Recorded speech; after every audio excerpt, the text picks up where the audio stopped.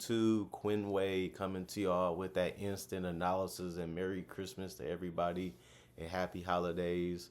Hope you guys enjoying your day and enjoying basketball today and getting ready for some analysis during the day as I'm trying to cover every single game like I usually do around this time of the year. The New York Knicks win 117 to 114 over the San Antonio Spurs. The Knicks improve to 20-10. The Spurs go to 15-15. The New York Knicks won the first quarter 28 to 27. The Spurs won the second quarter 31 to 23. The third quarter was ruled by the Knicks 37-25, and the Spurs won the fourth quarter 31 to 29. But it wasn't enough as the Knicks get hot late in the game to put away the Spurs' chances of winning this game. Mikal Bridges was the go-to guy with the mid-ranges. Guys stepped up like Josh Hart with the offensive rebound and the putback to make sure the game was over. They made their free throws. They attacked the right way. They was very patient and got the shots that they wanted to take. The Spurs kind of rushed and forced some things up in the last couple seconds, and that ended up being their demise of how they didn't be able to win this game.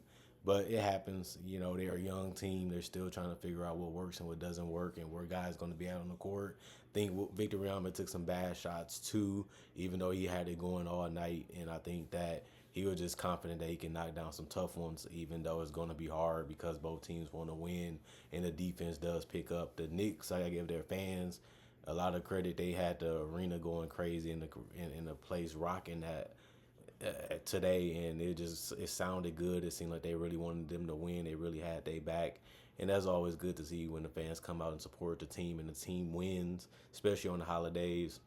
And that was good to see. Jeremy Sohan, 21 points for him, minus 12 and plus minus for personal fouls, 5 turnovers, 2 assists, 9 rebounds, 2 of them was offensive, 2 of 2 from the free throw line, 3 of 3 from 3, 8 of 10 from the field. I like what he had done today. They messed up some lob attempts for him in this game, but he was able to knock down some spot up threes. He was able to be physical. He really rebounded well, and he did turn the ball over in some foul trouble. But I like what he was doing. He was staying active, staying moving, staying cutting, continuing to play without the basketball, and even was doing decent when he had the basketball in his hands. Didn't have the perfect game, but he did try to make a difference, and he did that tonight. Harrison Barnes only had 3 points, minus 10, and plus minus 1 personal foul, 1 turnover, 1 block, 1 assist, 1 rebound. It was offensive, 1 of 2 from the free throw line, 1 from 3, 1 of 3 from the field. He didn't really do much. He only played 17 minutes tonight, and they really did need his spacing and his shooting, but he didn't really have enough opportunity to do that, as it was a game that went all 4 quarters, and it was 48 minutes, and he didn't play half the game. Victor Wembanyama, 42 points, plus 7 and plus minus 1 personal foul, 4 turnovers, 4 blocks, 1 steal, 4 assists, 18 rebounds. So a double-double for him, 40 and 18, which is ridiculous. 44 from the free throw line, 4 6 of 16 from the three-point line, and 16 to 31 from the field. He really was making a lot of shots. And I think he fell in love with the three a little too much, which he does that a lot sometimes. And I think that's what really hurted him was the fact that he didn't try to get easier shots, and he didn't try to find a way to play off his teammates a little bit more. But the rebound numbers are massive. The blocks are, he blocked threes, he blocked floaters, he blocked layups. He was good when he had the ball in his hands. I didn't like the fact that he kept shooting up threes over and over and over again. That's something that he is going to have to change, is his shot selection if he wants to continue to be dominant, because he has everything you need, including IQ. He just settles too much offensively for shots that he doesn't really even have to take. The defense is basically giving him those shots, because at the top of the key 3 are the hardest shots in the game because they're the furthest from the basket. So I would be happy if you're going to take them. But he was taking them even deeper than the top of the key. He was taking them 27 to 30 feet out, and they was like, you can have that shot. You know, even Towns was missing those type of threes, and he's one of the best shooting big men in the game. It just shows you how hard it is to be able to shoot that ball hard and soft to be able to make it. Chris Paul, 13 points, plus 6 and plus minus 1 personal foul, 1 turnover, 1 steal, 7 assists, 6 rebounds, 2 of 2 from the free throw line, 3 of 6 from 3, 4 of 8 from the field. He had a really good game, really scored well, hit some big threes to keep them in the game, to keep it competitive even in the fourth quarter, even when the last couple possessions was there, he still made a big play to give him a chance to still be in the game. It just didn't work out for them tonight. Devin Vassell, 11 points, minus 13, and plus minus one personal foul, 4 turnovers, 1 block, 5 assists, 3 rebounds. 2 of them was offensive. 2 of 2 from the free throw line, 1 of 4 from three, 4 of 11 from the field. He hit some shots, 1 from 3, and he got some decent shots near the paint to fall like he usually does. He's been one of their better offensive players, and that's why they put him in the starting lineup. But it didn't really work out for him as much today, but he didn't have a bad game either. Julian Champagnie, I like what he did with the threes. He was 3 of 7 from three. Those his only field goal attempts. He had no free throws. 2 rebounds, 1 assist, 2 personal fouls, -4, and plus minus 9 points. Keldon Johnson, 2 points for him. He made a layup, +5 and plus minus. Did have 3 personal fouls, 1 assist, 3 rebounds. One of them was offensive out of that. 1 of 2 from the field. Trey Jones, 7 points for him, +10 and plus minus, 1 personal foul, 1 steal, 9 assists, 1 rebound, 1 of 1 from the free throw line, 3 of 4 from the field. And then Stephon Castle came off the bench and played 17 minutes. He had 6 points, -4 and plus minus, 1 personal foul, 3 assists, 2 rebounds, 2 of 4 from the free throw line, 0 of 1 from three, and 2 of 7 from the field. 42 of 83, 50% from the field. 16 of 38, 42% from three. 14 of 17, 82% from the free throw line. 45 rebounds, 33 assists, 3 steals, 6 blocks, 15 turnovers, 15 personal fouls, and 114 points. Although I didn't like the strategy sometimes of what the Spurs was doing, especially when Biyama, they was in this game. They actually was trading baskets back and forth. It just the Knicks made better shots and took better shots and easier shots, and they were just able to knock theirs down.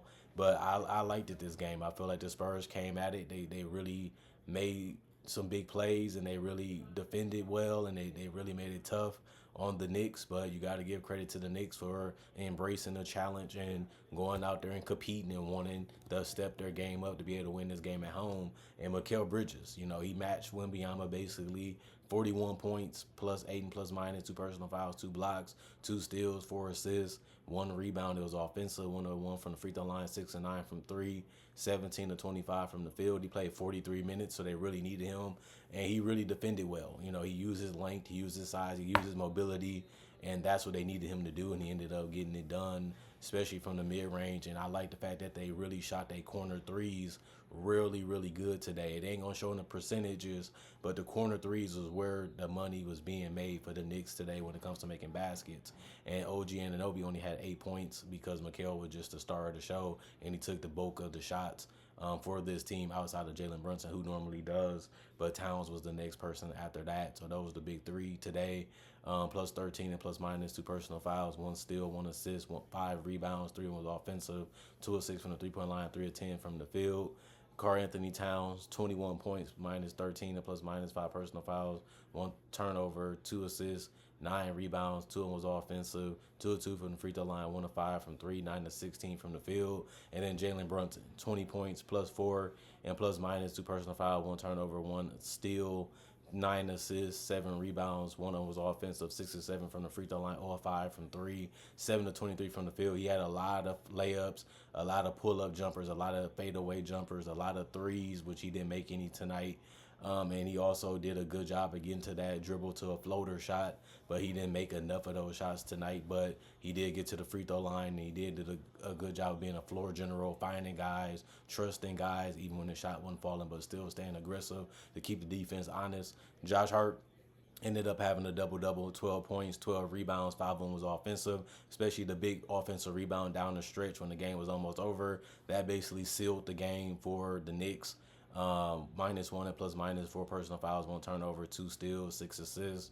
3 or 4 from the free throw line for him, 1 or 3 from three. He was also 4 of 8 from the field. Precious Achiuwa played 20 minutes, gave them 10 rebounds. You would take that, 5 points, plus 14 and plus minus. 1 block, 1 steal, 1 assist, 1 of 3 from the three-point line, 2 of 5 from the field. Cameron Payne, CP, 2 points, -10 and plus minus, 1 personal foul, 2 turnovers, 1 assist, or 2 from three, 1 of 3 from the field. And Miles McBride made a big three in this game, but it didn't really matter because he didn't shoot the ball that well. but they also played a good game. 2 of 10 from the field, 2 of 6 from three, 2 of 2 from the free throw line, 3 rebounds, one was offensive, 2 assists, one personal foul, 8 points. The rest of the guys did not play. Coach's decision. 45 of 100, 45% from the field, 13 of 39, 33% from three, 14 of 16, 87% from the free throw line, 47 rebounds, 17 of those 47 was offensive rebounds, which is ridiculous. 26 assists, 7 steals, 3 blocks, 5 turnovers, 17 personal fouls, and 117 points. This was the first meeting between these two teams this season. They meet again later next year, and that was be a fun game to watch based off how they played today. I'm looking forward to it. These two teams was going at it. They seem a little evenly matched. Obviously, both teams had players missing this game that was important to what they do. Most players in your rotation is going to be that way. But the Knicks played with so much fire, so much passion. They played hard. They defended. They tried to score in a variety of ways. A lot of guys touched the ball. A lot of guys had their opportunity. Mikal Bridges showed why he was so coveted in that trade to Brooklyn and why they wanted him in New York, because he has the ability to do this, which is get to the basket, get to the mid-range, be able to play off the ball, be able to defend, be able to rebound, and be a guy that can always be in the way when you need him to and out the way when you don't need him to, and keep the ball moving when he has to. That's what you want to see as a team player. That's what Mikal Bridges is, but he stepped it up on another level. He wanted to send that message. He wanted to play big. He wanted them shots. He even took a three when the game was already over, and he basically let that thing fly because he wanted to show that he really can ball out. I'm going to take this shot too to show you that I really wanted to win this game, and they got it done. They're a tough team when they're competing, and they're really excited for a game. And even though they didn't shoot the ball as efficient or as dominant as you would like, they won this game, and that's what the goal was today. So I like what I seen out the Knicks. I'm happy with what they're doing this year. Like I said, it's good to see New York basketball be back, and it's good to see the excitement of around the city and around this team. They're really enjoying watching this team. They really feel like they're going to give the Celtics some trouble. We'll see. We already beat them this year. Obviously, we got to play them again. That'll be a game that the Celtics fan will be looking forward to prove that we still are the team to go through in the East. And we're going to have notable challengers, and the Cleveland Cavaliers are one of those teams. Obviously, the Knicks are one of those teams too, but we'll see what happens when that day comes. Since we beat both of them already this year, we still show that we can compete with these guys and we can still beat these guys. And it's all about who can win the most games. I think none of these teams can beat the Celtics 4 times in a series, and that's all that really matters when the playoff time comes around, besides being healthy when it matters the most. Other than that, comment, like, subscribe, share, hit the notification bell for more analysis. And if you do this, trying to do conversation videos just like this. But not only that, I also do breakdowns of legends, current players, rookies, and future stars. I also do draft coverage, and I also do mock drafts too. So if you love that type of content, this is the channel that's for you. And other than that, enjoy your holidays, enjoy your family, enjoy your friends, and thanks for putting analysis in your day when it was Christmas. I appreciate that. See you guys later.